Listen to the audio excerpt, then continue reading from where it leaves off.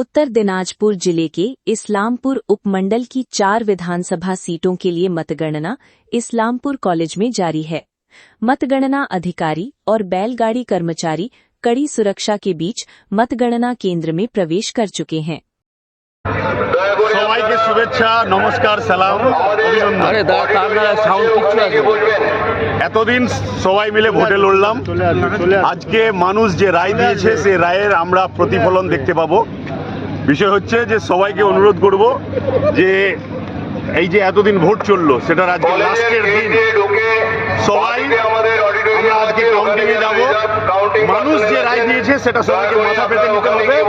মানুষের উদ্দেশ্যে একটাই কথা বলবো যে ভোটের পরে, ভোট পরবর্তী হিংসায় কেউ যাবেন না। একটা কথা সবসময় মনে রাখবেন যে দলেরই ক্যান্ডিডেটরা হোক না কেন, ক্যান্ডিডেটগুলো কেউ মারপিট করবে না ভোটের পরে, তারা খুব আরামে থাকবে।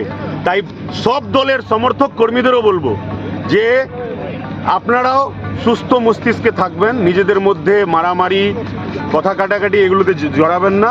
মানুষ যাকে রায় দিয়েছে সেই রায় নিয়ে মানুষকে মাথা পেতে নিতে হবে, এটুকুই বলার। স্বামী বাবু, বলছি যে প্রতি বছর আপনি ইলেকশনের সঙ্গে যুক্ত থাকেন, এবছর আপনি নিজে ক্যান্ডিডেট হয়েছেন, কি আলাদা দেখতে পাচ্ছেন ইলেকশন কমিশনের পক্ষ থেকে, বিশেষ করে কাউন্টিং এর ক্ষেত্রে?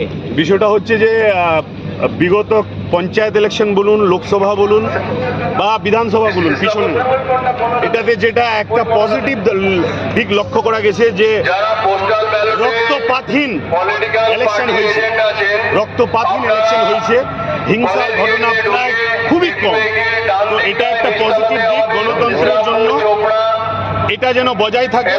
এবং ভোট পরবর্তী, ভোটের পর হিংসা হয়েছে আমাদের পশ্চিমবঙ্গে, সেটা যেন এবার না হয়, এটাই আশা রাখি।